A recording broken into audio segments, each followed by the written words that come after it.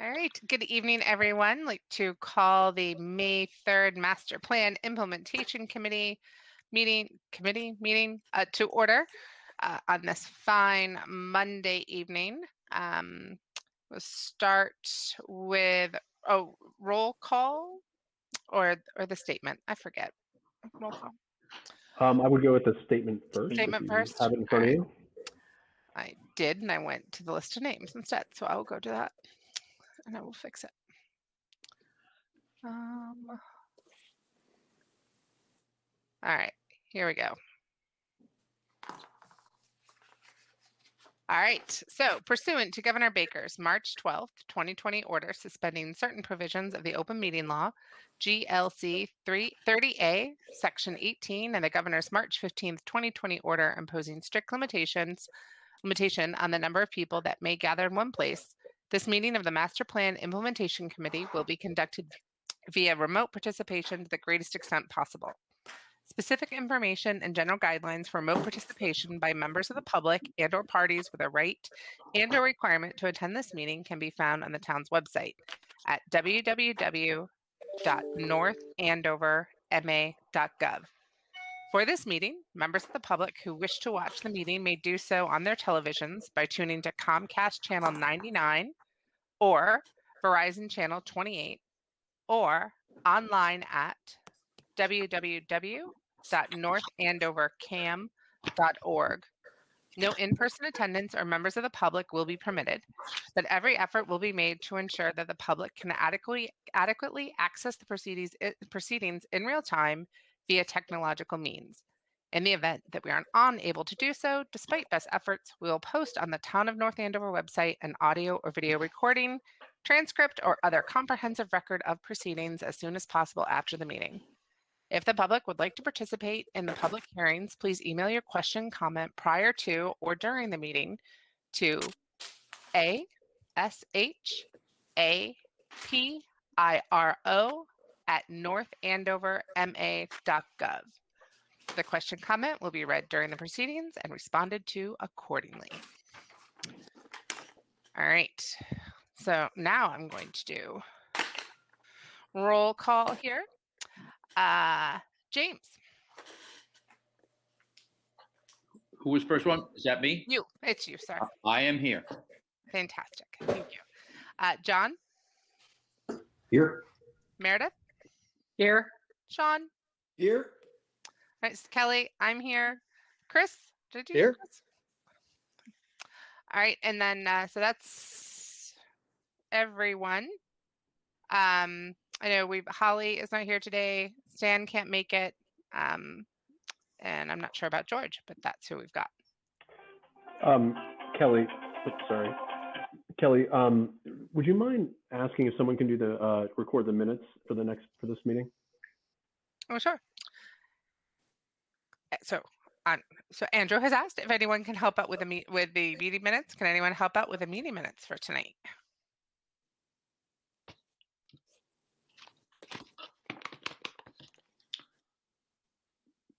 I will volunteer. Thank you, James. All right. So first thing on the agenda is, Andrew, did we get any public comment at all? Any emails? We did not. All right. So we will skip that. So our first item on the agenda is approval of our meeting minutes from our last meeting, April 12th. Give people a minute to look at those, see if anybody has any questions.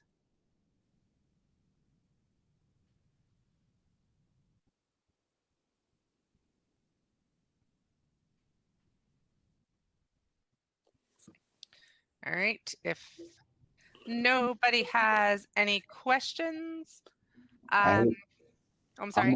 I'll make a motion to approve the minutes as recorded. Thank you. Any Chris second? Nobley, second. All right, let's vote on it then. Jay. Yes. Chris. Yes. John. Aye. Sean. Yes. Meredith. Yes. Kelly. Yes. All right, there we go. We're cooking right along. We are already on number 4 of our agenda. All right, so last week we spent the majority of the time, as everyone knows, going through those strategies that we thought from the master plan that related to the Royal Crest presentation that we had in our previous meeting, as well as some people were considering some other information that they had seen, but it was truly just the point in time from when we did the evaluation. The plan for tonight is just have any final discussion. People had any more thoughts about it, any considerations, want to go in, make any adjustments to what we have. This, it's still a working document for us. What I would like to do though, after we do that, is vote that this, we're, as a committee, that we're satisfied, we're happy with what we've got as the point in time, which we've all kind of emphasized. It's a point in time review of the strategies, and then that will be included in our next quarterly report, which is next week, I think, to the selectmen and then to the planning board. Right, so does anyone have, I'm just going to open it up and look at it. It's linked to from within the agenda. So Anybody have any thoughts or concerns, any changes, John? just a real quick question, and I don't know if this is more directed towards Gene or Chris, or even Andrew. Is I think I read somewhere that there's been revisions to Royal Crest's plan, as far as size and scope, just to a degree. I don't know if that's official, if that was presented to either planning board or the board of selectmen. But in relation to the, I don't think it changes anything from our perspective as far as master plan recommendations or how it fits into the master plan. Well, I can tell you, John, this is Chris, nothing's come to the select board directly.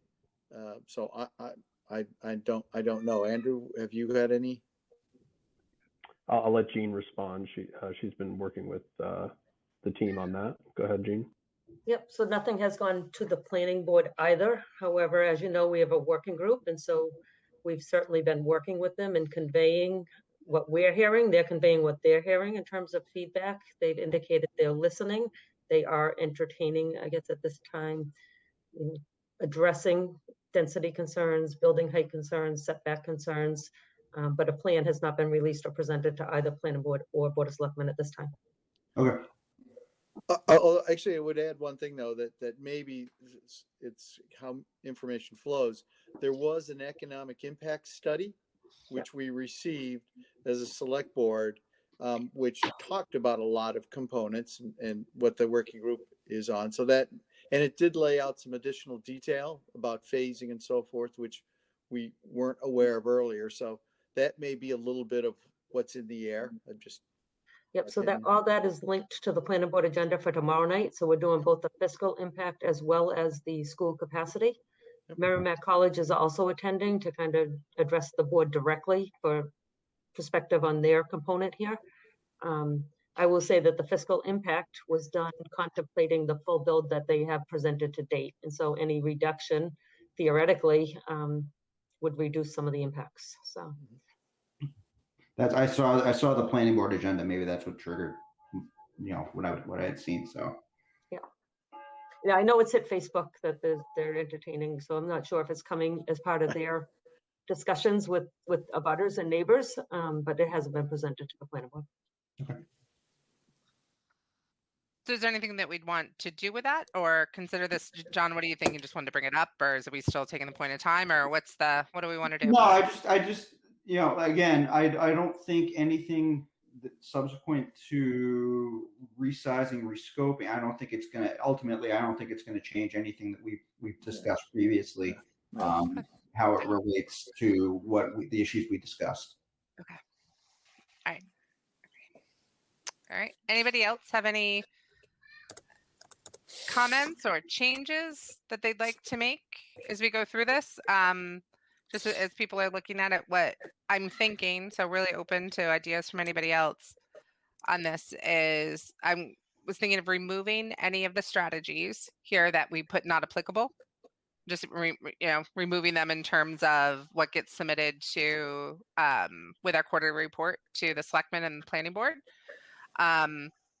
Would like it, would like to kind of open up and offer and ask to see if anyone and any members of the committee that would like to be part of presenting the quarterly report to the select board and planning. Because I think certainly this is a big deliverable from our committee. So I think having just kind of the presence to the select board, because I certainly, Yes. as Chris mentioned when we were there before, took to heart as John was going over the our first recommendation. So I think having as many people there to represent would be great. It was typically pretty quick. I think we're kind of 5 to 10 minute, right? My expectation is that we're not going to read through each one of these. More of it, we would have given it ahead of time, and maybe answer any questions, anything like that. So that we're on the agenda, I think, for next Monday. Next Monday. All right. Which is the 10th. So anyone kind of let Andrew and I know if you're able to participate, or and then we can make sure you get the Google invite, the Google Meet invite for that. All right. If no one has any changes or concerns about the approach, right? Like we did this as a first time approach. We were looking to develop a framework that we could do on other things, which hopefully we will turn over and do on another one shortly. But does this framework still feel like a good start? We can always adapt, but Just based off the prior experience presenting, yeah, it's completely in line with that. And it's quick, it's easy. Yeah. And it keeps us all anchored to kind of making the plan as the center of it all. That's why we exist as a committee. And so anything that we reference or compare or contrast should go to that same one version of the truth. great. I apologize. I need 1 minute to go deal with a screaming child. I apologize. The next No step was worries. just going to be vote on this. And then maybe when I'm gone is I did send out the link to the next report that looks for our next discussion around the moratorium. I did the same. It should look very familiar. I went through and using, kind of a starter kit, went through and picked the strategies that I thought would apply. They're all there. So please, maybe you can take a look and just update the spreadsheet. I think it was column D that said if it applied or not, just update it with a yes. And then we can look and rate that one. I just left them all there so we could quickly change it. Apologize, screaming child, right back. No problem. No problem. In fairness to Kelly, I would probably need more than 1 minute to deal with something like that. So 1 minute's pretty good on her part. Does everybody have that spreadsheet that Kelly had sent out? Yes. I'm not sure if people saw that. Yeah. Okay. Yeah. I think I have to request. Actually, no. Hold on a second. Let's switch accounts, but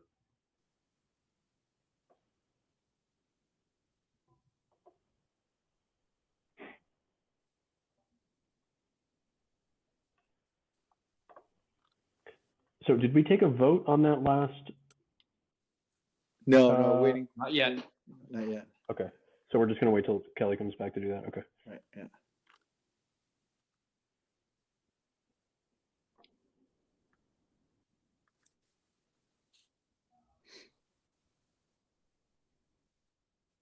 there we go.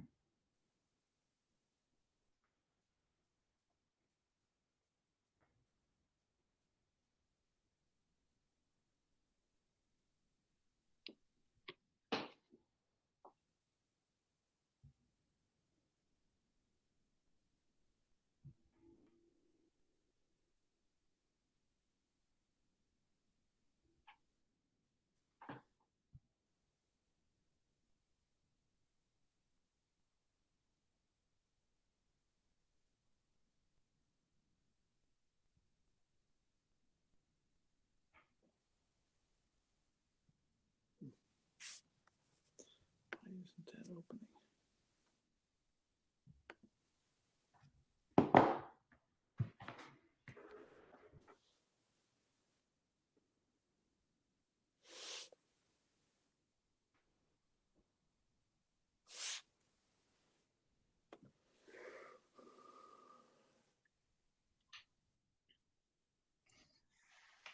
Apologies, all. I'm back. No worries. No worries. All right. Did So A quick question, Kelly. with regards to looking at the strategies, what's the angle we're looking for as far as how that fits in with the moratorium, with the proposed moratorium? Well, what I would suggest, or what I did, and I'm very open to a different approach or different suggestions, is I looked at, because the moratorium was focused on housing. So I did some keyword searches. I looked for housing. I looked for multi-use. I looked at some of the land use items. I probably threw the net a little wider than it needed to be because I was trying to just really to kind of prime the pump and get us all started looking at what could be related. So I might have easily caught some that are too wide. I also tried to think about what the moratorium was asking the town to do. So I think I grabbed the one that talked about water and the watershed to make sure we kind of took that wider picture. I don't know if anyone has any other ideas.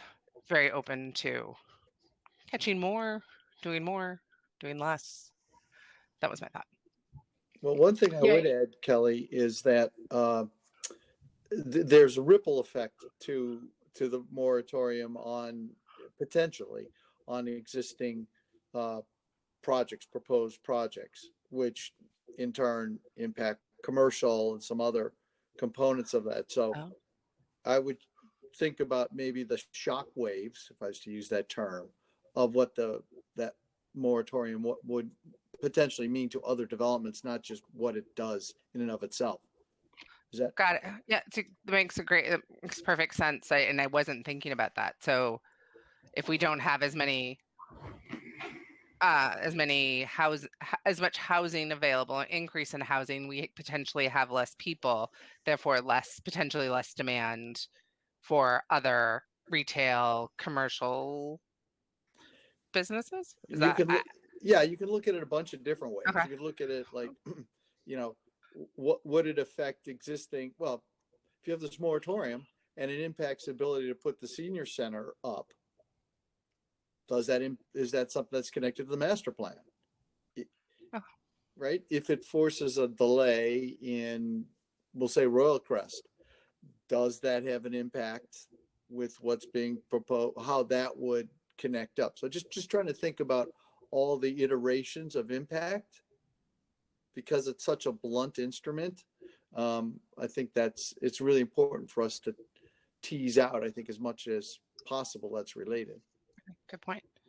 So would we think about a direct versus indirect, or a primary versus secondary, to make sure that we're not kind of glomming on? We're doing some level of tiering it, but to be as holistic as we can be, because that's a really, key thought leadership moment, Chris, where you're like, oh yeah, there's kind of the primary effect, but there could be secondary considerations. That's a good point. Excellent. Yeah, so building on that, so obviously the housing elements, economic developments are probably your primary concerns.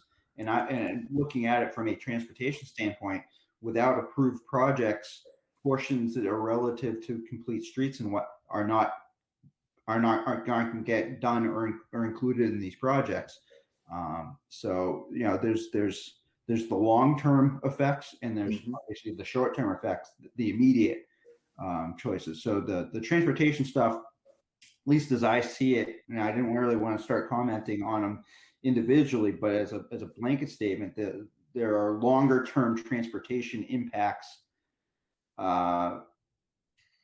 more negative than positive, because these positive changes will not be implemented because of the moratorium.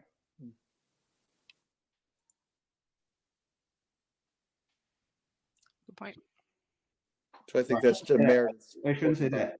They are potentially at best delayed, based off of, at best delayed, at worst not done at all.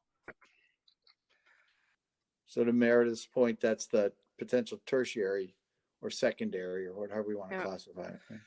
I just added an extra column into the spreadsheet, direct, indirect, and we can go with that. And as we're going through it, if we find that we need more levels, we can add them. Does that Good catch. A quick question before we go further.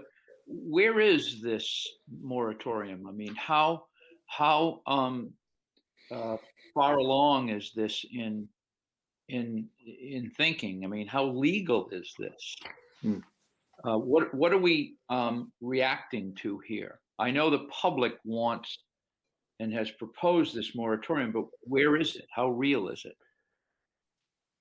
Well, it's on the town. It would be on the town warrant for town meeting. Okay. Maybe Gene can speak a little more to it. There's already been one conversation with the proponent of the moratorium with the planning board. And was that an actual public hearing, Gene, or is that to come? Yep, so the public hearing opened on April 27th. So I think your agenda tonight is actually linking to the information that was included in that board's packet.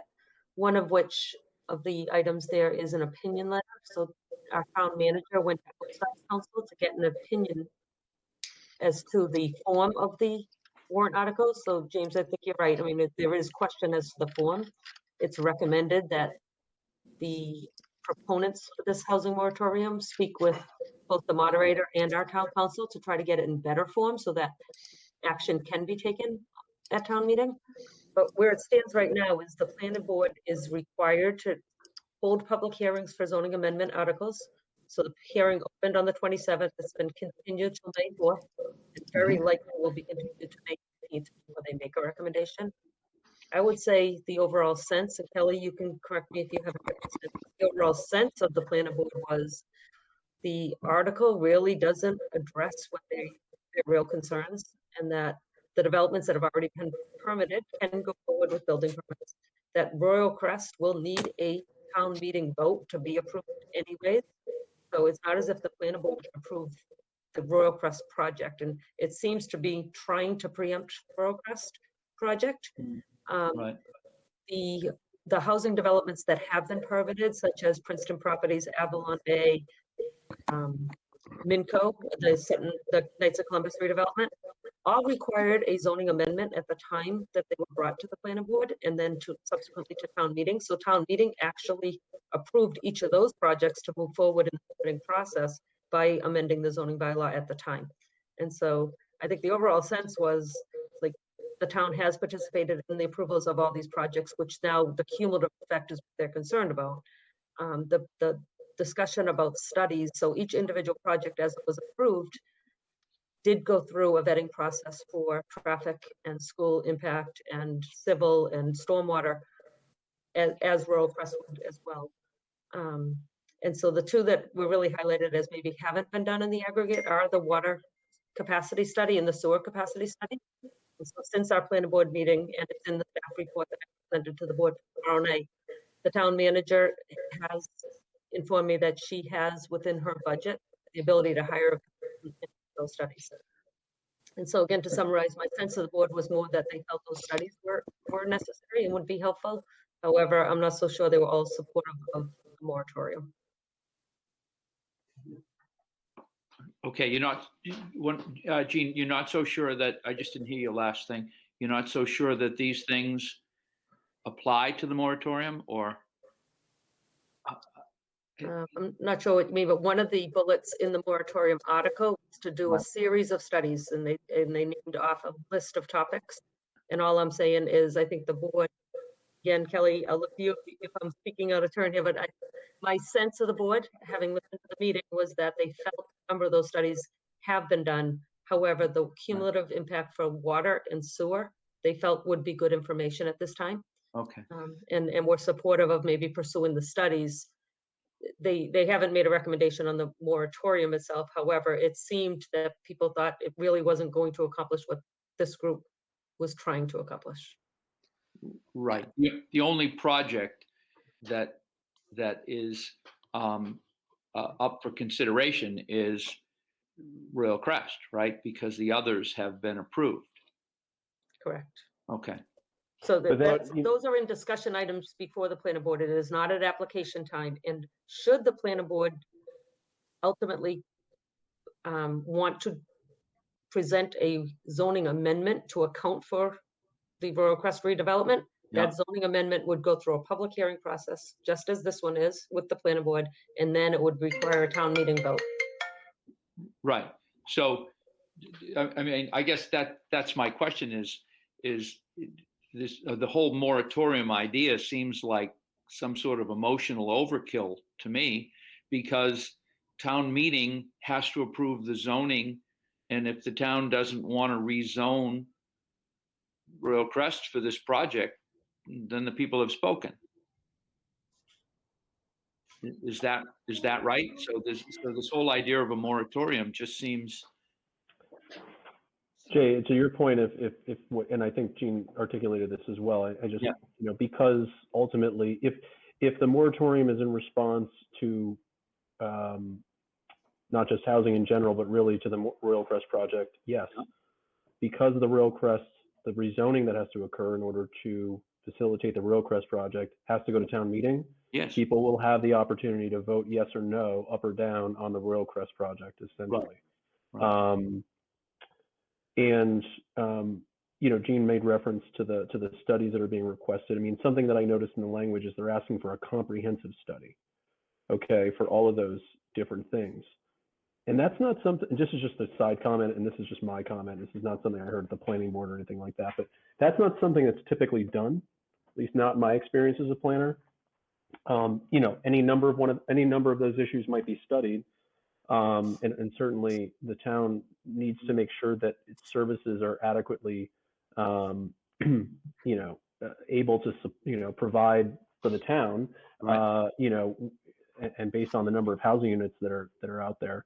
But to do a comprehensive study of all those things that's a lot of information. And the good news is, though, I think we're pretty up to date on our studies.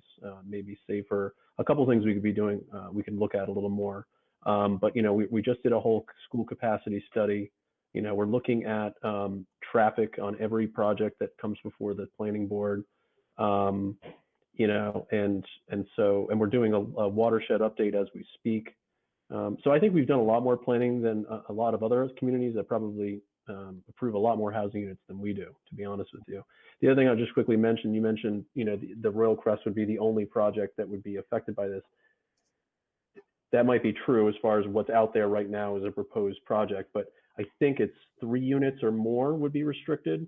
And that's a pretty small project, that could come down the pike. It could be anybody. It's not, that's not a developer necessarily who would propose a 3-unit project. So, so that's, Andrew, if I could interject, yeah. I was remiss that the planning board is entertaining a 3-unit project. It's the adaptive reuse of the Grange building in our old Right. center. And so that's considered a multifamily home because they're proposing to convert it to a 3-unit condo complex. Yeah, so that's an example of a project that could not go forward if the moratorium were to be passed in its current form. Okay. The last question: the moratorium couldn't affect the projects that have already been approved.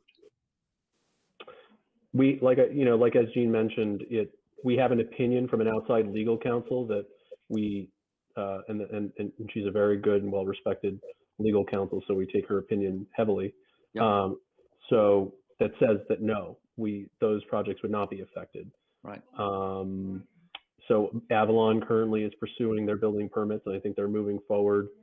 And so, I can't speak for the other projects at the moment, but they should be able to move forward regardless of what happens at town meeting. Okay. I think it's Chris, if you had your hand up, and then John. Yeah.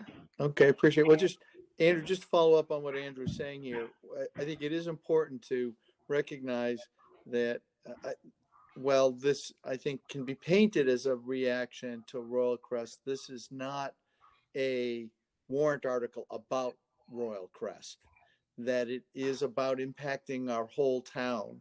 And so while people can look at it as a referendum, it is really not. And I think that's really important, and why our committee is so crucial, because there are all these impacts, and not just to the Grange building, but when you look at affordable housing in this town, those tend to be smaller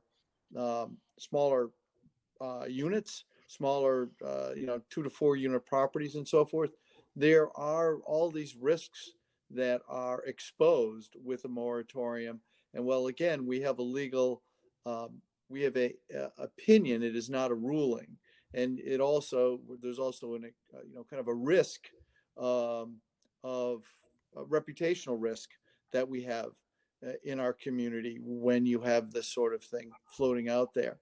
And I guess the last thing I would add is, if you listen to Mr. Flynn's kind of narrative on this, he references the master plan a number of times.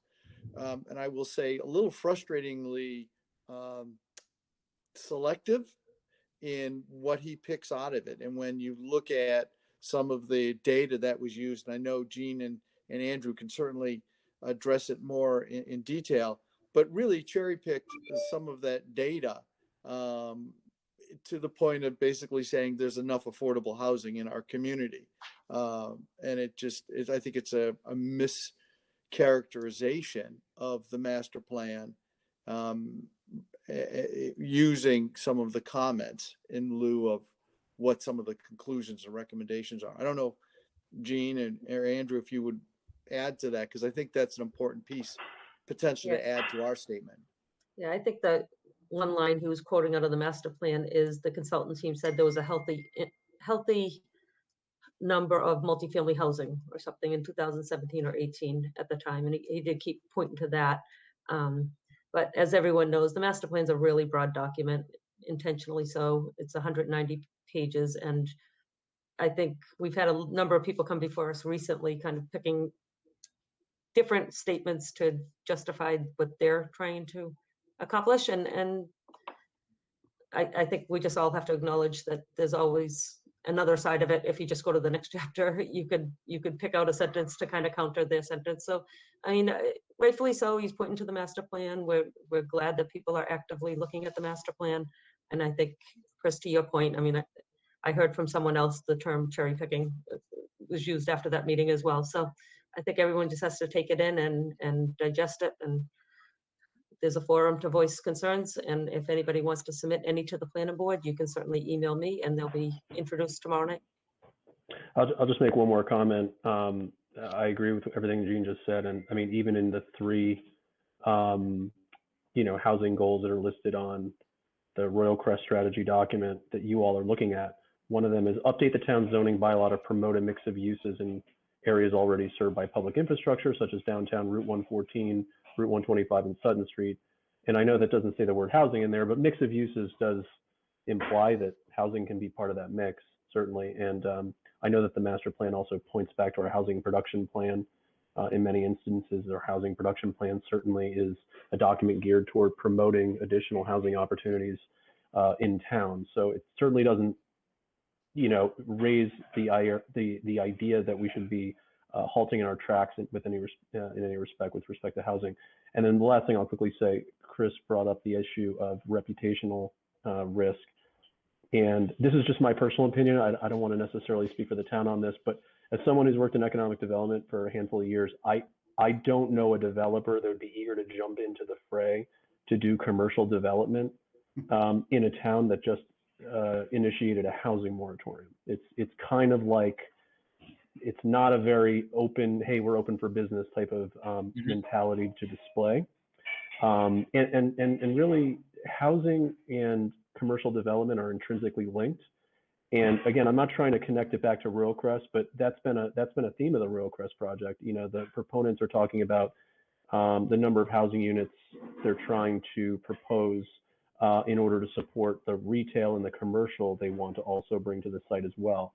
But that's thematic across the town and across anybody who does commercial development typically wants to make sure there's a market within the area that they're, our market being residents and people that are going to frequent the commercial use that they're proposing, whether it's people going to a shop or a restaurant or people that are within a reasonable distance of an employer.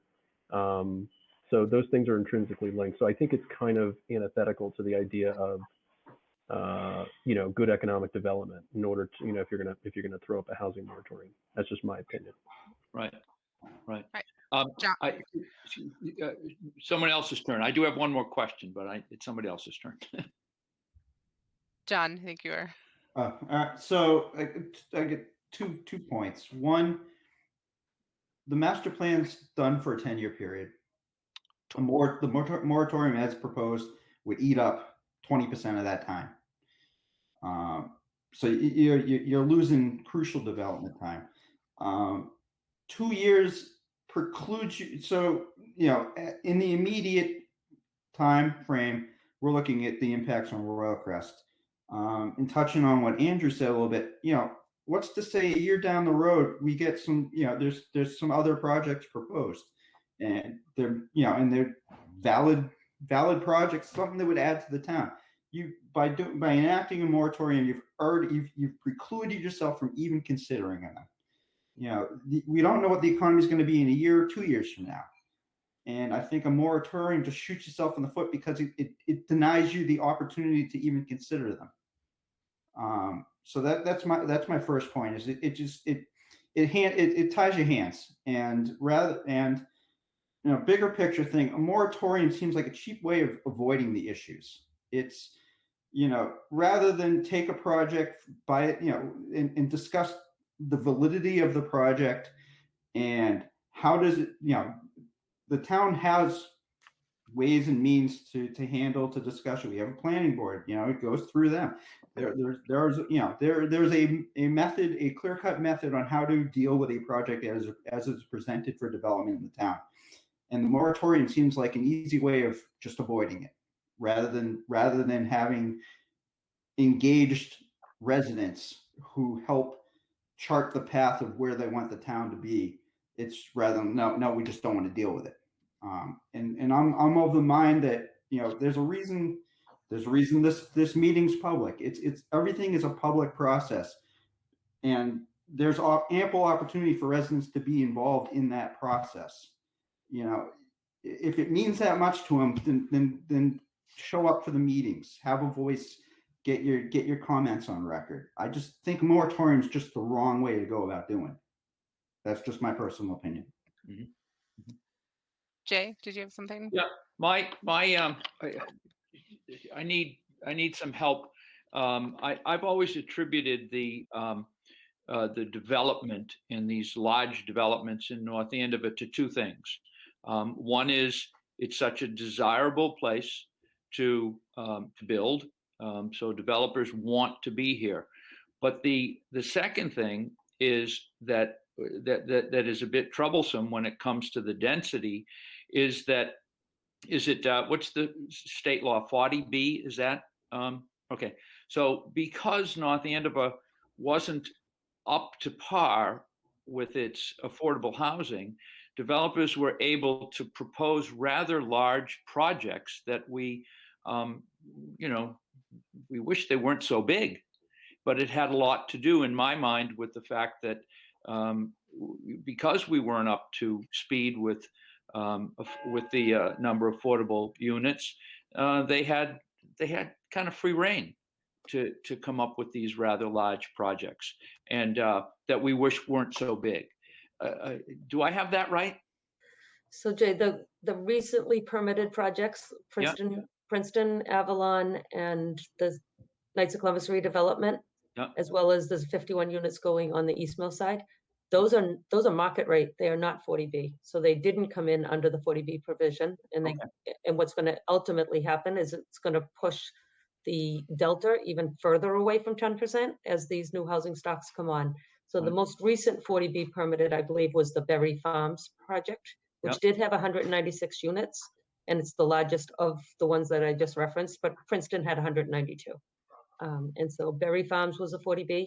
And everything since then is a market rate multifamily development. So here we are facing a rather large proposal at Royal Crest. And is that partly the result of the fact that the developer knows that we're behind the 8 ball on 40B, and therefore their proposal includes a 40B component? I know that. So that's 385 units. Right. That's right. In addition to their multifamily, but the 385 is projected to get us just at 10%, a little bit over 10%, I would say. Right. So it gets us to that hurdle. Exactly. And I remember his proposal that was very important to him. You know, that was a major selling point in us, you know, coordinating with the master plan. It was a major selling point, those 300 plus units of affordable housing that then, you know, warranted in his mind the you know, high number of units for market rate. And of course, that's what I think the citizens are reacting to, these high numbers. But, you know, how much control do we have over this? Where they that's my issue with 40B, and what a hammer it seems to me it is in the developer's hands, is to say, well, listen, you know, this is such a terrific project because I'm going to put you up to your limits on affordable housing. When, you know, the citizens are looking at that project saying it's just too big. I just want to know if I have that right. Is that what a developer like this is doing with the number of 40B units that he's proposing? He knows we have to accept them. I mean, I think someone could argue that that's a really positive aspect of this project because, again, the number of units that are in the 40B, because 25% of those units of the, what is it, Gene, 385 or something like that? So Yes. 385 units in the 40B, only 25% of those are affordable, but all of them are being counted towards our subsidized housing inventory. So it's getting us over the threshold. So it's doing, I don't want to characterize it because I don't want to say, I don't want to put words in anybody's mouth, but it feels like that would be a benefit to the town because of the point you're making, Jay, which is right now we are vulnerable to 40B. We don't, we lack that control when a developer wants to just put up a project that would have streamlined permitting. Because we are under our 40B threshold. This project gets us over that, which would give us more control. Right. And as John pointed out, the moratorium pushes, you know, really derails that. So the moratorium would not apply to either the 40B project or the Merrimack dorms. Oh. Just to clarify that. Oh, I see. Okay. Oh, And interesting. and the moratorium doesn't affect any 40B. A 40B can still go forward, even with the moratorium in place. But to clarify, that was my question. so, but to clarify, I mean, the proponents are looking for the whole ball of wax, right? They're not looking for just the dorm and the 40B. All of it together is what they've indicated makes the project economically viable. That's right. And so when you say they're demanding this many units because they're doing a 40B and get us the housing, they've positioned that this is what it takes for them to have a viable project. Granted, they've also, you know, come to the table and said they're listening, they're hearing density, heights, and setback issues, and you know there may be some movement to that in the near future. We just have to let that play out. Okay. Okay. Oh, I see. So the 40B doesn't. I mean, the moratorium does not affect their 40B proposal. That's my understanding. Okay. Okay. And yeah, It doesn't, but if I'm hearing this correctly, it doesn't affect their 40B, but their 40B is a key component of their overall project, which may or may not, they may choose that it's all or nothing type thing. It's not speaking in absolutes here, but that's a potential possibility. Sure. So, Chris, so what it sounds like is the moratorium does not de facto unilaterally block any new projects. There's still legal avenues that developers could still come in. So if the moratorium's intent is to contain and control growth until there can be more detailed assessments, that's actually not that's not guaranteed to be the outcome if the moratorium was passed, is what I'm hearing. No, that's, so sure. So, that makes sense, Meredith, that a moratorium may stop the project, but it wouldn't stop the 40B development if they so choose. Or other projects, right? Other 40B proposals coming in, right? Yeah. Right. in other locations, Right. And that's because we are below 10%. below 10%, right? Which gives the developer a hammer to use if you. Yep. if Yeah. I can use that analogy. Yeah, if we hand it to them. I mean, that's kind of the way I look at it. They know, I don't think anyone wants to use a hammer in business dealings, but if that's their only recourse, then they're going to pull it out. I mean, Right. that's kind of my business perspective. Okay. Chris, is your hand still up? Yeah, yeah. So I was just saying, I think this is illustrating something very powerful, which is if you start using blunt tools to try and manage these things, you end up having kind of all these other immediate and secondary effects. And so I think, again, well, we can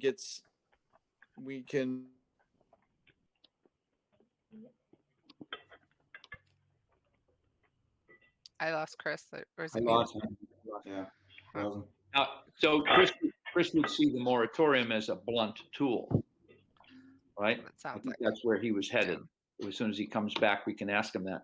So the developer has a blunt instrument to use in getting what he wants, and the citizens have a blunt instrument in the form of this moratorium, which isn't the way to get anything done. Yeah, no one wins in that situation necessarily. Right. Exactly. All right. So we wait for Chris to come back in, hopefully with a little stronger internet. Wanted to, I know we moved ahead to this one based on my need to go deal with my screaming child. So appreciate that. So if we catch Chris's comment on the building moratorium, I would like just to go back and close out and vote on what we did for Royal Crest last week. So that way we can call that one done, and then we can come back to doing the spreadsheet. But this great discussion, so I didn't want to cut it off. But Chris, we heard the started talk of the blunt instrument, and then we lost you. Sorry, I was just saying, I think you've got it. One little piece that I would add to this, which is, by the way, we have data from the impact of large projects on school and so forth because of berry farms and so forth. And I think, again, some of that we want to incorporate. Maybe Kelly, you and I can look at that, or with Stan, but we have the projections of what berry farms was looking to have the impact and what it is now after the fact. And so I think those sort of experiences with large projects already, I don't think that's a bad thing to add into the mix, because we can quantify to a degree accurately. Mm-hmm. Yeah, and those are projections too. I think that the school committee did for some of the other large projects. Yep. I know for Avalon and all those, it's how many units, what size of the units. There are databases of information as to what are the, if you've got a 3-bedroom apartment that's at this price, how many children, people will be there, how many cars, and works out to true, right? All right, anything else on this just before we go back and vote? We will come back to this and continue through our framework. But if not, let's go ahead, and I would like to just kind of step back to number 4. Andrew, I just wanted to make sure, has there been any public comment on our Royal Crest spreadsheet against the strategies before we vote? Taking a look right now. No, I haven't seen anything. All right. So what I would ask is for someone to make a motion to vote on our Royal Crest against the master plan strategies. That framework, and the plan is we will include that in our current quarterly report to our selectmen and planning board. So anyone want to make a motion? So moved. There you go. I will second it. All right, let's vote. Jay. Yes. John. Aye. Sean. Aye. Chris. Yes. Meredith. Yes. Kelly. Yes. There we go. All right. Thank you, everybody. All right. So that will be part. And again, we'll continue. We'll make the call out to the group to get some willing volunteers to come and be part of the presentation to both the selectmen on the 10th, and then the planning board. Jean, we're after the 18th. The 18th. Yep. So we'll do both, and I think it's probably a 5-10 minute drop in on the meeting. All right, so now back to our previous discussion on, so we had on the building moratorium on multifamily dwellings. I think we've had good discussion, kind of found out some more information about it amongst ourselves using the resources that we have. I would like to start going through the same framework we used for Royal Crest, looking at each of the strategies. That sound, anybody have a different approach, or anyone, any more discussion before we head down that avenue? Okay. All right. So I will share my screen and we'll just run through it.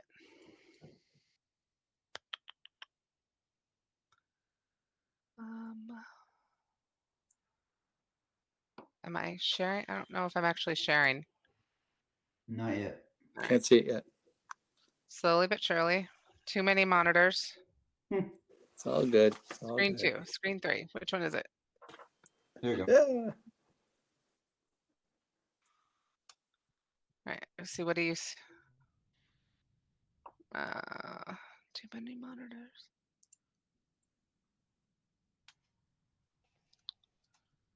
Oh, I'm getting a weird error. Hold on. Let me open it back up again. Are you guys starting to see the spreadsheet come up? Yep. All right. All right.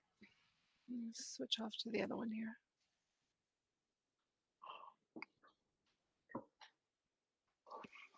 All right, so this is the complete master plan. Let me switch over to the other one.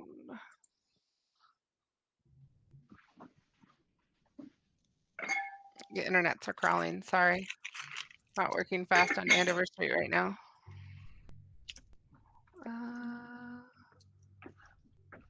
Where did it go?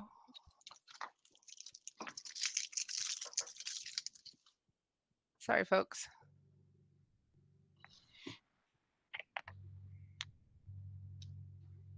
All right, now do you see it?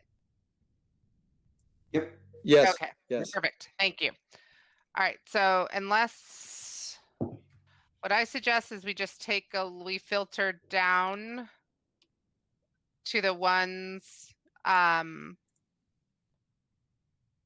we have yeses in column D that we think are related, and just look at those first, unless people think there's enough missing or questions, and we just look at all of them, kind of quickly move through yes, no. I think there's enough. We can just focus on the yeses, but that's All right.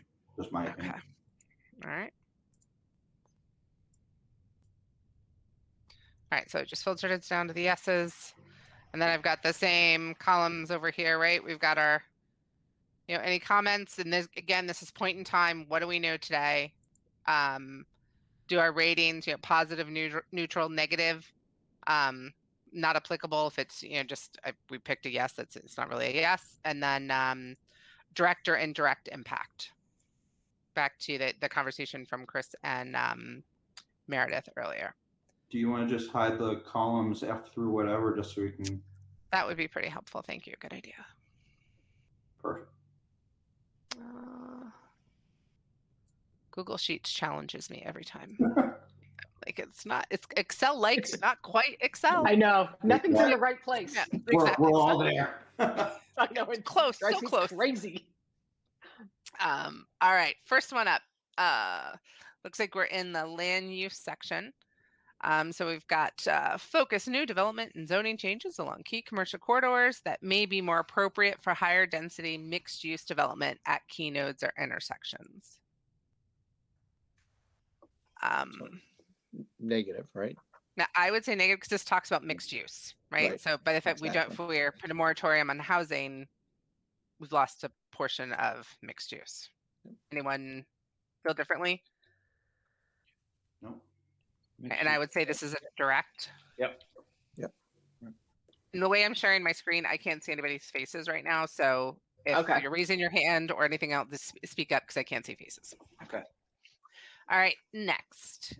Review existing lot size requirements and dimensional regulations for residential districts to determine if they're consistent with the visions and goals of the master plan and residents. I don't think it's applicable because you can't even consider it if you have a moratorium in place. So I would say it's negative because you're not able to do this. Yeah. Yeah, it was either good. Right? Or is it neutral? You can still do it. There's just kind of why, right? There's not going to be any. No benefit to doing Yeah, it you if can't do it, if you so it's can't do negative, anything right? with it. In Well, then residential you- districts, and there you can do multifamily and residential. So it's you can't, so you won't be able to do it. So it's negative. You Oh, lose a okay. voice. If Yeah. anything, it's a negative, absolutely, because it precludes you from even considering it. Yeah. Okay. So it's fair. negative. You lose Yeah. a voice. Yep. Right. And is this, I'd say direct, Yeah. unless anyone disagrees? Okay. Yep. Next, still in land use, undertake a series of area plans for key commercial and mixed-use nodes to establish desired visions and outcomes for each location, and craft zoning to implement those desired outcomes. And this is about planning, not Well, about, So as soon as you say mixed use, that usually includes some sort of residential component. And then again, you precluded yourself from even considering it. everybody agree? Negative? Yep. Yes. All right, land use. Establish a lake and watershed oversight committee to undertake a thorough review of the town's water resource district bylaw. Ensure the bylaw is consistent with any applicable state guidelines and regulations and determine if the town wants to exceed those guidelines. So I included this one when I was going through. I put a yes on this one simply because of the discussion of the comprehensive report around water as well. That was mentioned in the moratorium. So open to it belonging or not, but. Can I just interject with this and Gene can speak to this better than I can, but we're currently doing this. So I don't know if that factors into the rating, the fact that we actually are doing this despite, even without a moratorium in place. So I think it's positive. I honestly think it's probably a positive, right? The moratorium, because it would just put more of a highlight on this, not that we're already doing it. So I would just add that. Not necessarily, and I'll tell you why. Because in theory, you have with certain developments, you have an opportunity to rectify surface runoff issues. And I say this from an engineering standpoint. When I do projects and we put in brand new drainage systems that catch sediment that would normally just flow. So in a way, this could be negative because it precludes you from doing those type of developments where in the end, you'd actually have an upgrade to your water resources, your natural resources. Good. What's the, I think this is establish a lake and watershed, which we already have No. it. No, Kelly, if I could interject, we don't have a lake and watershed oversight committee. The plan update that Andrew's referencing is assessing the overall quality of the watershed and health of the lake health. And so they're doing lake testing and some other things. Stop on that. I'm sorry. And so although we do want them to look at the bylaw, it's not a focus of updating the bylaw. And as far as the study that's being requested in the moratorium, the way I interpreted it was more of a capacity study. And we know that the water treatment plant has to report withdrawals to the DEP every year. And so data is very likely there. It's just we haven't looked at it in the aggregate. And so again, the study I think being asked for is the capacity of the lake. As we add on all these units, at what point can the lake not support it? And the same with the sewage treatment plant. And so I think there's three different elements here, I think. The bylaw itself, the health of the lake, and the capacity that it can support. I think this specific strategy is pointing to the bylaw itself. So with a fine-tooth comb, go through the bylaw and make sure. Okay. So maybe, is this then neutral? Is this not? What are people thinking? Is this neutral? It doesn't really, not applicable. Neutral just doesn't do anything. All right. Yeah. And no impact because it's neutral, right? No direct or indirect. Yeah. All right, as I'm going through these, if I'm going too slow or too fast, please give me feedback. So I can the one thing I might add, Kelly, is this. well, it's important to address this, but it's not just the way Gene explained that we're already down this lane. So I don't know if we want to take it out entirely, because I think it's important to explain that we are already doing this, regardless of the moratorium. Okay, and with the neutral, we'll stay here. The only, if we Right. follow the same method that we talked about for the Royal Crest one, I was only going to take out the rows where we actually said not applicable, not Okay. neutral. Yep, The neutral good. ones stay because yeah, it impacts it, but it's not good, it's not bad, just Right, stay. what we're doing. Yep, gotcha. So moving on to the next one, still in land use. Review the existing planned residential development zoning for applicability on remaining undeveloped parcels of land in town, and ensuring the existing zoning will aid in accomplishing the preservation of open spaces on those parcels.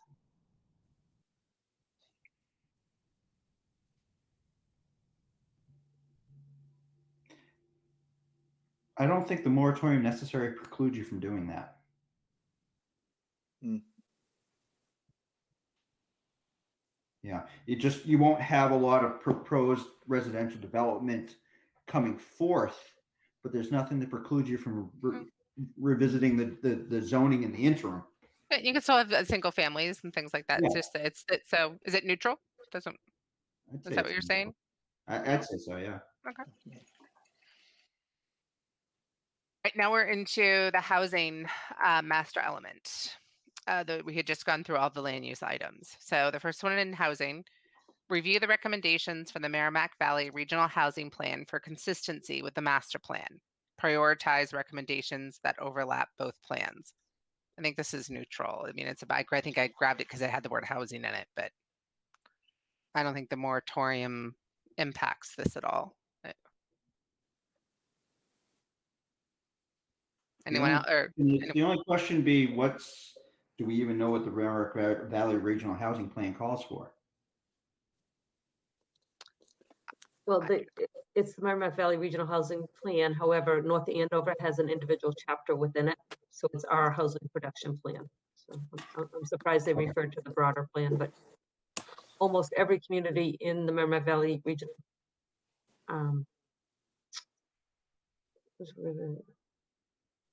It's the Merrimack Valley Planning Commission did the report for us. We all worked individually with them. So each community is represented in their broader plan, and we have our own chapter, which was certified. okay, so it's and the intent of this most likely is reviewing the North Andover housing plan for consistency with a master plan and prioritize recommendations that overlap in both. So given that, I still think we're neutral because this is reviewing recommendations, not even making changes where there need to be a demand or doing anything. Does anyone else feel differently or agree? Neutral. Agree. Agreed. All right. Next, housing. Update zoning to ensure that deed restricted affordable housing is provided as a component of new market rate residential development projects. That's a direct one right there. Yep. Direct hit. Because we wouldn't be able to, yeah. Can't take action. Yeah. So that'd be a negative. You can't Yep. take action. Yep. Negative and a direct. Yep. All right, next, still in housing. Determine the supply and demand for senior market rate and affordable housing and plan for housing to meet the need. Anyone not consider this negative? It restricts you to single family in that to address it. So yeah. Also, I'll just mention this real quickly, in all the studying that the moratorium article calls for, it doesn't ask to study demand for housing. It asks to study, the effects on housing that's being built and proposed. That's a really good point, because the logic behind it when he speaks to it is about this capacity issue that is supposedly satisfied. It's a little bit of a red herring, right? Yeah. All right, next, identify financial and staff resources to facilitate the construction and or preservation of affordable housing in North Andover. I think I picked this one up because of the word housing. Does that apply? It's not applicable. There's nothing that stops you from keep doing it. Yeah. It's just how do you just won't be able to apply it to anything. So not applicable. Yeah. I tried to throw the net wide on the words just to make sure we could all decide as a group. It's easy to Alright. discuss it and not consider it and not even bring it up. So All right, so next, still in housing. Utilize CPA and housing trust funds to offset housing costs for households at the lowest income brackets. Households up to 30% of area median income. It feels like not applicable. Is it not applicable, or will we not even be able to do it if we didn't Right. have, if we don't have affordable housing? if you have Right? affordable housing projects that are part of a multifamily development, then you can't apply that. So it kind of restricts you in that regard. Because we won't have the housing to be able to use the funds to offset housing costs. Right? Exactly. Right. It's like this. I was interpreting it to be including existing residents, existing housing, as opposed to new. It's probably, but I was reading it to be both. It Okay. could be both. Okay. Yeah. Yeah. Then it's both. Then there is an impact. Yep. So negative direct. Mm-hmm. All right. Continue, still in housing, continue to review the impact of new housing development on the town's public infrastructure and services. You can do it. There's nothing that stops you from doing that. I mean, honestly, I think this would be a positive because they're asking for a stop. Yep. And then yeah. all of these studies, whether they, fill in whatever, perceived or real gaps there might be in the existing Mhm. studies. Yeah. This would only give more time for analysis and going Yeah, through. this- So this I would say strategic it's breathing positive. room. It's breathing room. I mean, I don't know if it's negative. I wouldn't say it's negative, and I wouldn't say it's positive. I would probably say that's just a neutral. All right. I lean towards positive. Anybody else? So we got one positive, one neutral. I'd Anybody say else? it's positive. I think Positive. I think it's hard Alright. not to paint a positive. All right. 3 positives, 1 neutral. Go positive. I can live with that. I can live with it. I feel like my finger count. I'm like, There do you a lot go. of counting these days. And direct. Continue to review housing development. Direct. Mhm. Yes. Yeah. All right. Still in housing, review and update the town's planned residential development bylaw to encourage the clustering of homes on smaller lots while still preserving open space and views along roadways.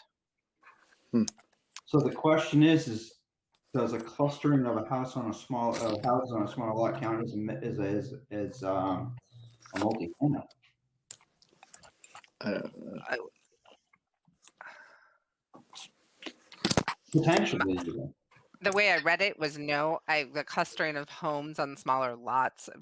How I read it and interpreted is I think this was referring to single family homes, clustering Okay, single family homes on Right. smaller lots. More dense, but still single family. I don't see a negative effect from that. Those neutral or not applicable. Probably not applicable. Not Not applicable. Yeah, Okay. not applicable. I like whatever grandfather clock that is. I miss having a grandfather clock. Mine doesn't work right now.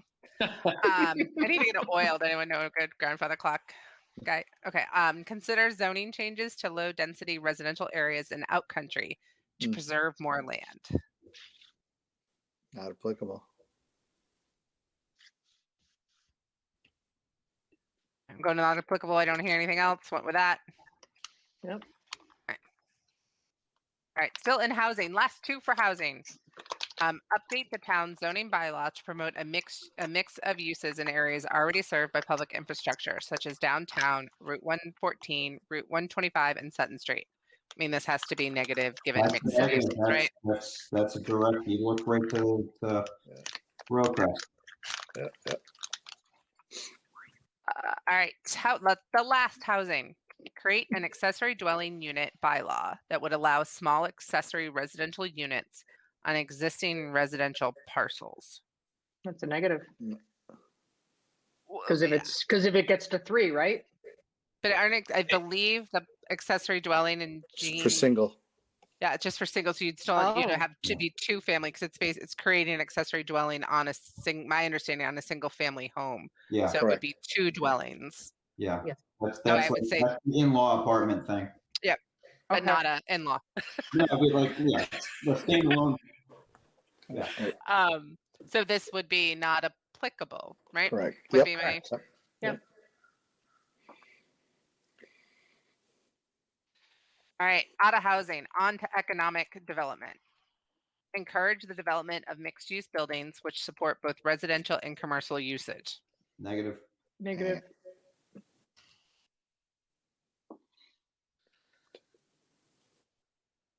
And I made it direct. I assume you guys are seeing when I'm putting direct versus Mhm. indirect. Correct me, please. Yep. All right, now we're moving into transportation. We've got 3 in transportation.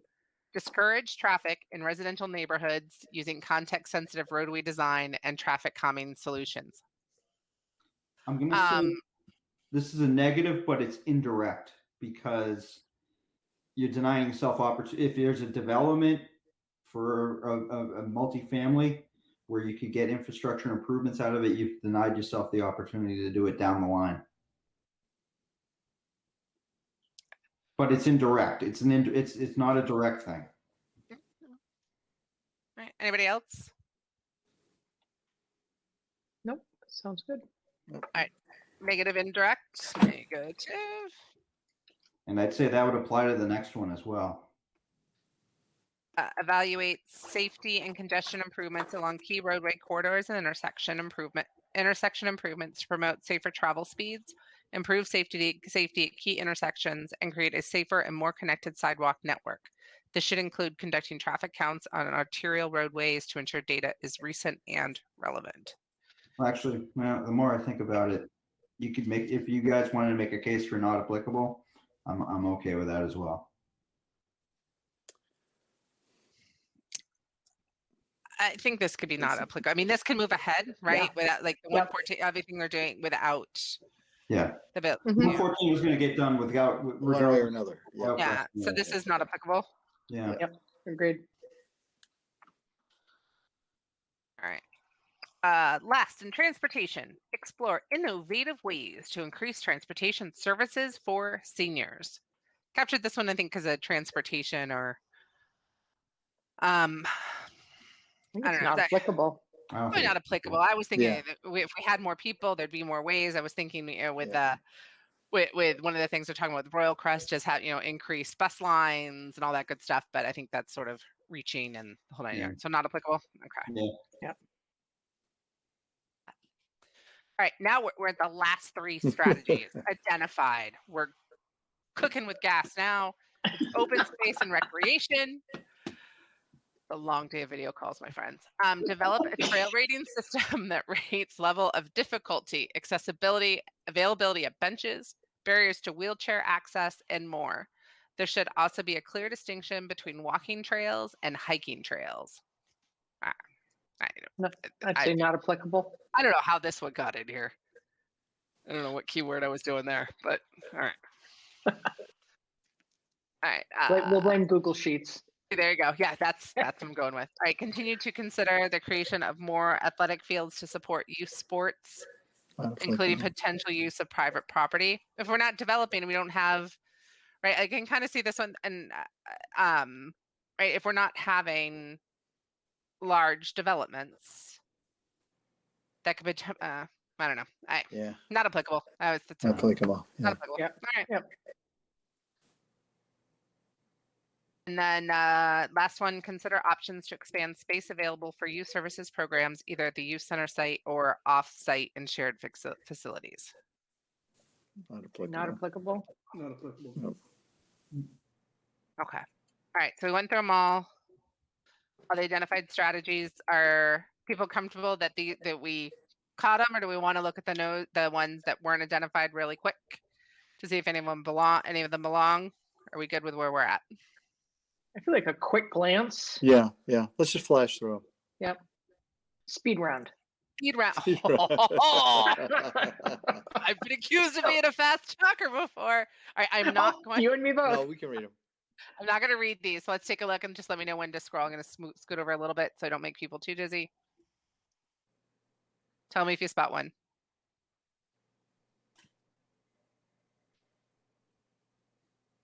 Number 4, you can 4. make a case that it's negative. Yes. Okay.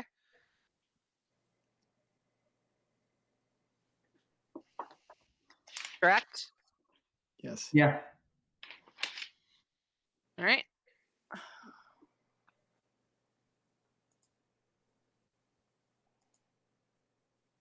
Number 21. Or is Insurance. number 21 would be positive, right? If the intent is strictly to avoid creating multifamily uses, yes, it would be positive in that regard. Yep. Yeah. All right. Yep. Correct. Mm-hmm. Yep.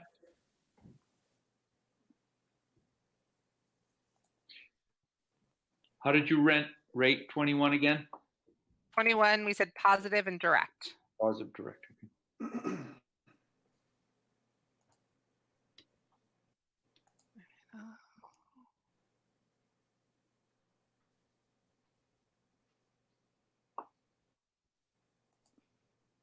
Number 29.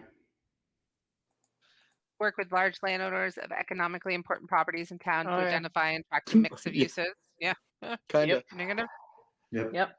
Because you're eliminating a potential A use. mix. Yeah. Yep. Mm-hmm. All right. Gonna scroll down here, moving quite a bit.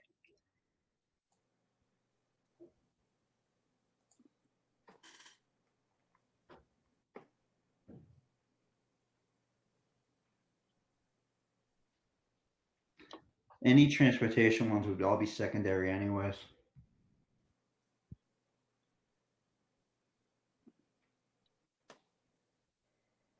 Nothing's jumping out at me. Hmm. All right. We scroll through them all. Yeah. All right.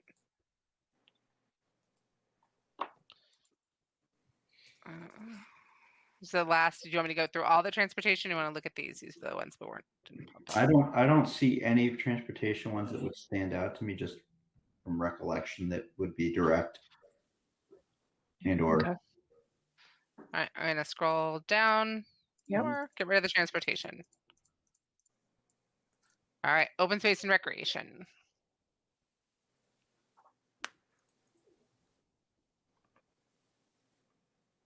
I think 65.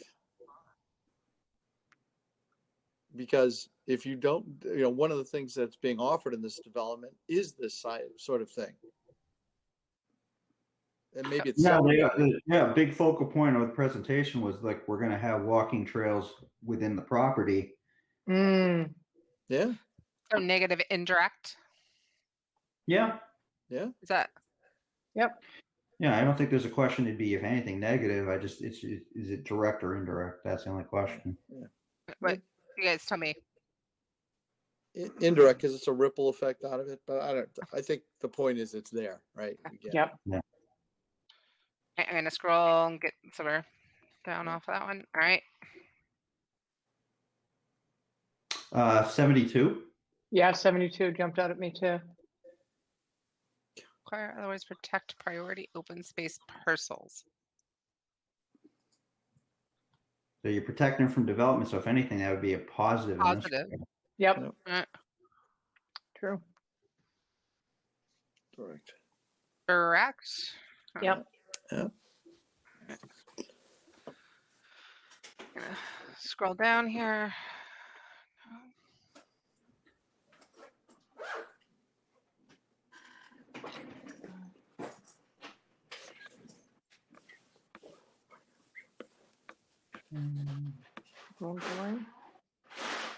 Anyone else ready for a scroll? Yeah. Scroll. Scrolling. Scrolling. We're scrolling. We're scrolling. Scrolling. All right, we're on to public facilities and services. There could be some here around infrastructure.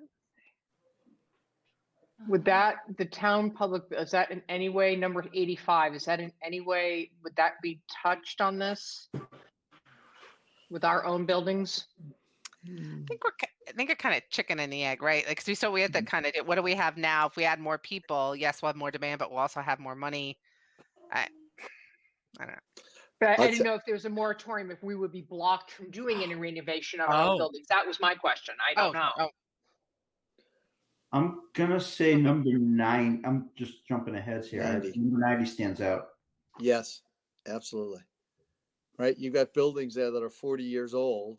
Yeah. All that. But they're replacing the The sewer and the gas. water on Royal Crest are getting redone completely.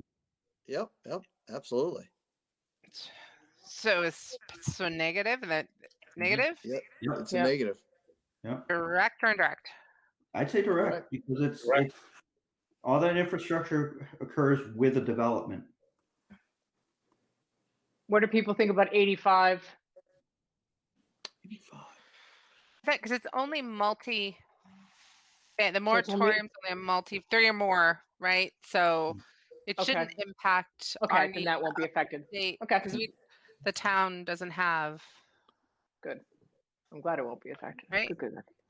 Can I just add one more piece about the just one more comment about the upgrades to sewer and water?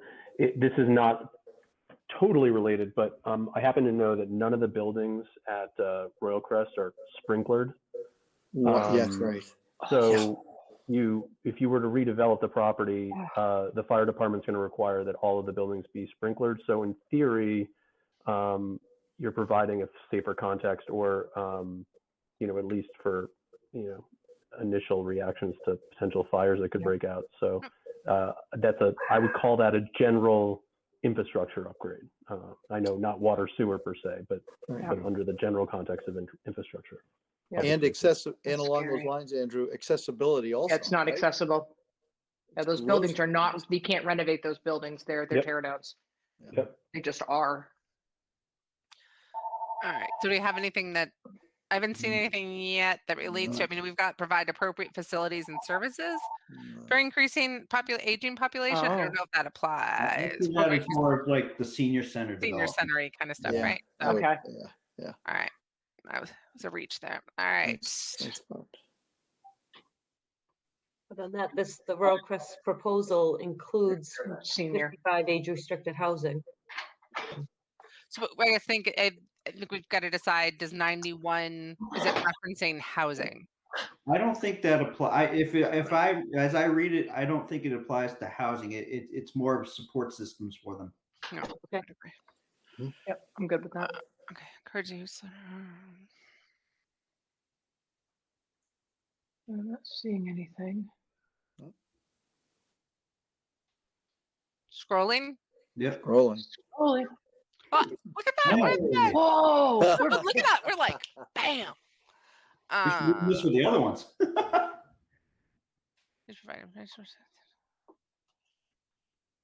I think that takes us through. Mhm. Yeah. All right. Nice job. There you go, us. I don't think I kept up to speed with marking the yeses, though, unfortunately.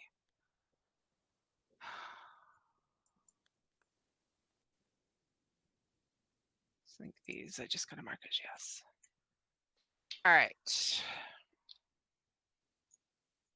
Oh, and some of these someone had said no on these, but we as a group disagreed. I'm not sure who marked these no. Someone might have gone in, but we've kind of overridden that. So unless someone speaks up, I'm going to override based on what the committee has rated them as. Go for it. Good. I heard the go for it. I like the whisper. Do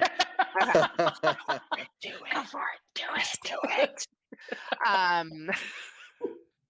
All right. We've been in too many Zoom calls, Kelly, both of us. Literally 7 a.m. this morning. Yeah. Yep. It's been an emotional day talking to people. I am kind to clear the filter in Zoom or Google, whatever this is, sheet. So if anyone help me Hold clear on. filter, I would love it. Filter by value, clear. Clear. I'm hitting the button that says clear. Clear. It's like, Thinking of like the battles. Clear. The battles, right? Exactly. if it worked right now, I'd do it. I don't know how. I select all. There we And go. hit okay. Yeah. Okay. Because that makes more sense than clear. Okay. All right. So what I wanted to do is just, so we've got, I'm going to filter this. I want to just get the yeses, right? So here's, we've got, this doesn't total your numbers of rows like Excel does. So what, maybe we have 30 or 40? I don't know, 30 Wow. maybe. My So it's a gosh. lot, right? And Yeah. again, we are not totaling, we are not counting, we're looking at each Mm-mm. strategy independently. So I'm not going to do that, but it's just interested Yep. in the total number. It is. Let's It hear. is interesting. All right. So given that, I think you know- may have some not applicables that you want to turn to no's. very good point. Sorry, making you filter again. You're making me filter again because it's entertaining to watch this happen. I know. You be careful. She lives around the corner from me. Knock on my office window. Stop it. Put a bird feeder outside of my office window because, well, I just need to see something. And now actually it sounds like they're knocking on the window sometimes. It's sort of funny. I'm like, "Mwah." Sorry. I had a hawk bang into my window the other Wow. day. Wow. Yeah, I looked out. It looked at me. My next door neighbor said, "Yeah, you were in a cage. You looked lovely." That's right. Yeah. All right. So we've gone through this. So Maybe to- sort it by positive, neutral, and negative. Okay. Right. Yeah. Just I don't. Does that make more sense than just sort of going through the? I don't know. We play with it, but If I could figure out how to undo the filters. All right. So this- sorry. I got too much. Where's Kelly, I just want to Yes? give you a heads up. There's another meeting at 7 p.m. Just want to let All you right. know that's All coming right. in behind us. I forgot to ask that. Right. All right. So there's our yeses. All right. So I guess it's next steps on this. Do we want to talk about it next week before we vote on it? Or I guess what's our timing? When do we need to vote on this as a report? I'm not aware that, I don't know, Gene or Andrew, since this is on the town warrant, what's sort of our timing on here? Because we wait till our next meeting, or do we need to vote on this as a product of the committee now? So the calendar I laid out for the planning board was to make a recommendation on May 18th. So I don't know if you're trying to vote ahead of that, I would guess. I would think we'd need to, because we only meet once a month, so we're probably won't have a meeting again until early June. So I would So think it would make, Subsequent to that, the Board of Selectmen, I think, would make, the Select Board, I'm sorry, would also make a recommendation on this. Yeah. So I would just say the sooner the better. I mean, we're basically looking to do that on Monday. You know, we might kick it out 2 weeks, but I would say the sooner the better because we're making our recommendations now. Okay. And I think given that the planning board's going to have a recommendation, there's not a lot of reason for us to pause in making our recommendation come Monday, to be honest. All right, Sorry so- for the pressure. I mean, so for timing of this, is what I'm hearing is we should vote on it now. I didn't know if we wanted to yeah. think, but does anyone have an issue with voting on this now? All right. So, and what we're voting on, and I guess this is also a question. So it sounds like we should also include this in our quarterly report. Yes. So we'll have both the Royal Crest intersections that we already voted on, and we'll also have this. So really going to look for people to join me in the meeting. For the selectmen meeting on Monday and then the planning board meeting the following. So we're voting on submitting this as the master plan implementation committee's ratings of the housing moratorium on multifamily dwellings Mhm. to submit as part of our quarterly report. Yeah. Can I get a motion? So moved. Second. All right, here we go. Voting. Chris, Yes. John, Yes. Meredith, Yes. Sean, Yes. Jay, Yes. Kelly. Yes. All right, so we will include this. I'll just do a little bit of cleanup, just kind of go back and kind of catch my filtering, whatever problems I had typing. But I'll do that. But we'll have these two to submit. Okay. Kelly, what's the official, this is the rating of the impact of the moratorium on what? On, Against the master plan against the master plan. yep, Because this is truly looking at each individual strategy in the master plan. okay, So- great. And Jay, point in time. At point in time, okay? Okay. Today. Jay, just so you know, having done the minutes before, Yep. The video, we'll have a video of this in case you missed anything. There's a pretty good chance that I missed something. Let me tell you. Well, the good thing, at least on this, is it's all documented in this report. This Jay, was so you don't heavy have to, yeah. conversation from get-go tonight. It's like all of a sudden you have to be like in the zone. Right. In I'm going the back zone. to and Andrew, just on the off chance, did we get any public comment as we went through that? We No, did not. We've yet to get one. I'm going to keep asking. Eventually we will. Right. You're gonna gonna have to say something pretty outlandish at some point to make sure everyone's at home is watching and Have you met me? I'm there. I'm there. All right. So we have I know we're at, so we probably, I don't know, do we have 10 minutes?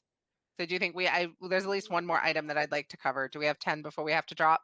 Yeah, we can cover it. Sure. All right, so I'm going to skip under new business. We have 2 items that, unless someone else has context on, they were Stan's items, and he wasn't obviously able to join tonight. So again, would look to continue those to the next meeting. But I would like to bring up the recusal guidelines.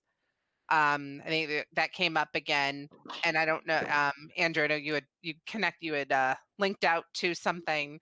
I guess it was it was the conflict of interest on MassGov. So I don't know if you can talk to us a little bit about that, because what I'd really like to end up is that everyone on the committee knows when we need to recuse ourselves from, if we need to recuse ourselves, and when it needs to apply, and so we're able to do it appropriately and consistently. Yeah, no, that's fair. And just to give a little bit of context, so this came up about when right before the Royal Crest project was coming before you all. There was some consideration of the fact that one of our members, so 2 of our members, in fact, are direct abutters to the project, but we only identified one, and that was our error and our oversight. So I take responsibility for that, and I apologize for that. But the fact is, in consulting with our town council, the feeling was basically just that, when you're a member of a public body and you're, commenting publicly and potentially voting on an issue on a border commission like this, even though it's even in an advisory capacity, and then you want to later, let's say, vote on this at town meeting or make a comment at town meeting, there could be a conflict there.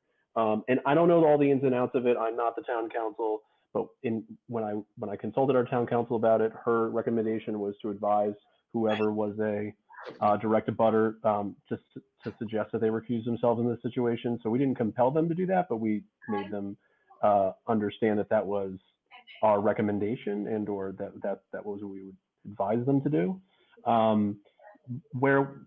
Where it's differing now, or where I'm leaving it now, is I think that it's really incumbent upon each member to take a look at the guidance that's laid out in the document that I shared, which I'm just pulling it up now.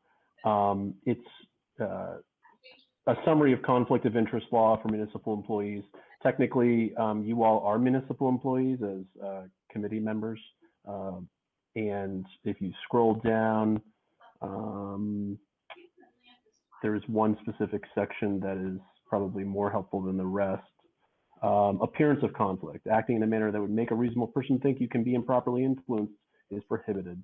And so there's a little description there. It's not extremely direct in terms of how we've been dealing with it. But I think the bottom line is that anytime anyone feels as though there might be an appearance of a conflict of interest. They could be advised to fill out a disclosure form, and they can submit it to the town. And basically, it's just saying, hey, I acknowledge that there could be I could appear conflicted in this particular case, but I'd like to proceed in participating in the discussion matter, and that can be submitted and reviewed by the town, and you can proceed in participating in the discussion. So I think that's the way to do things going forward.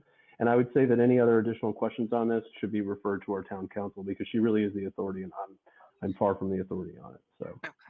All right, so our guidelines for ourselves needs to be, if someone believes there's a conflict of interest, of an abutter or some interest, either the person should make the decision to recuse themselves, or if they just want to state that it's conflict of interest, fill out this statement and submit it to submit it to the town, and then they can make it's on record in a decision, and they can stay on for the discussion. Is that? Am I understanding that correctly?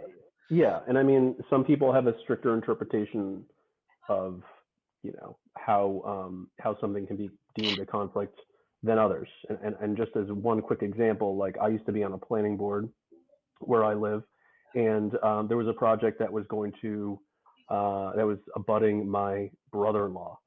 Now, they're not my family really. I mean, they're my in-laws, but I mean, the project wouldn't have really had any effect on me, but I didn't want to even. It wasn't an important enough project for me to even deal with, so I just recused myself for any appearance of somehow benefiting or not benefiting my family, or who would perceive those people to be. Yeah, I mean, I was just puzzled. I was just puzzled. Obviously, I went along with the request, but I was just puzzled because we have no authority. And as far as I understood, we weren't seeing anything more than kind of the public pitch that had already been shared. Yeah, but I don't think the issue of not having authority or being an advisory in nature has anything that I don't think that's germane. I think, for instance, there's many boards and commissions that don't actually have statutory authority, but they're subject to conflict of interest law. So perhaps in this case, if we just look back, it would have made sense for, just to be really specific, both Meredith and George to fill out the conflict of interest form if they wanted to stay on for the discussion and submit it, so then they could both still participate. Yeah, I think that would be fair. Yeah, I mean, and look, I mean, and we can't compel them to do anything. I mean, if they wanted to just say no, and George actually did this. George was like, I think he said something like, I know I'm a butter and I don't care, I'm still going to participate. You can do that. We can't compel you to do anything. I mean, if something happens down the line as a result of you having participated, and someone wants to challenge something that came way later and said there was some member of this board had acted inappropriately and they want to take some action, they can do that. And if they're right, then it could result in something. But again, what I was told based on sort of the follow-up to all this was, we can't compel you. We can only point you to the guidance. You can refer to either the guidance that the state provides. You can go directly to our town council. You can proceed with however you feel is appropriate in these situations. Okay. I like the black and white better than the gray, personally. I know. Oh well. The law doesn't always. I know. Like, just tell me. The law. Yeah, I'd like to be able to just say, this is what you do in this situation. This is what you don't do in this situation. But I just can't do it. Got it. So is it a butter? I mean, is there anything, or is it just kind of in general, if it's something you have a very vehement opinion about, that it may be something you need to exit from? Well, I know, for example, I'm just because I am also on the planning board, so there are some things in the planning board I recuse myself from. One, I'm a direct abutter, so that was very easy. Another one, I'm on the board of directors for the Historical Society. So the project that Jean mentioned earlier around looking to transform the Grange into a multifamily dwelling. I'm not working on that. I have no interest in that, but just to kind of remove any sense of conflict, I recuse myself from that discussion. Okay. So I think, it's, to me, like when those things come up at the planning board, it's my judgment call. And I always ping Jean and Ethan, the chair of the planning board, and kind of go, hey, here's the situation. I think I need to recuse. And they kind of, one time for something else, Eaton said, no, that's fine. You let me know. We're good. And other times, yeah, you need to recuse. So typically I turn it on in the world of Google Meets, I turn off my camera and mute myself while the conversation's coming on and then just come back when it's over. Okay. All right. So I think thank you, Andrew. I think that gives us guidance on what to do. So at least we can be consistent and Right. know. All right. So continue to ask for volunteers. Anyone who wants to join us at the select board meeting and then the planning board meeting. I'll ping you because no one's raising your hands. Next week, that would be great. We'll have those 2 reports to present. I think we are done. Does anyone have anything else before we adjourn this meeting to the next 7 o'clock and get started? Excellent job, Kelly. Well, thank you. Great Excellent, meeting. excellent. Good job. Yeah, fabulous. Got us through a lot. Thank you. All right. Motion to adjourn. Motion to adjourn. Chris. Second. Seconded Thank by you, Dave. All right. Gonna go through my pictures. John, Yes. Jay, yes. Meredith, Yes. Sean. Yes. It wasn't a picture, it was an S for a while, but now it was a picture. Thank you. Chris? Yes, thank you. Kelly, yes. There we go. Everyone have a fantastic evening, and I Oh. will talk to some of you on Monday. I know Alright. we already adjourned. But just real quick, next meeting, is there a thought to that? Oh, yeah. Just real quick. June 7th would be the first Monday. June 7th. That is a select board meeting. Oh, So if we did it at 5 p.m., it'd be a marathon session for Chris. But that notwithstanding, I'll entertain We it. could probably So go do we want to go, when is town meeting? Town meeting is actually the day, so town meeting is the 15th, so the 14th is before the 15th. Uh, Do you just want to go to the week after town meeting? Yeah, I can't. Or is I'm that- not here on the 14th. I would think so. This is our 2 big things, right? And at least that applicable to town meeting. Right. Other boards may have meetings they have to fit in. So maybe we go the Monday after. 21st. 21st. Does that work generally for folks? I can send it out. If it turns out not to work, folks can let me know and we can reschedule if need be. This was pretty much a 2-for-1 meeting today. You got a lot done today, so. All right. Thank you, everybody. Okay. Now we're done Thanks, for real. everybody. All right. Take care. Thank you. Night, night. Thanks. Yeah. Thanks, everybody. Bye. Bye, everybody.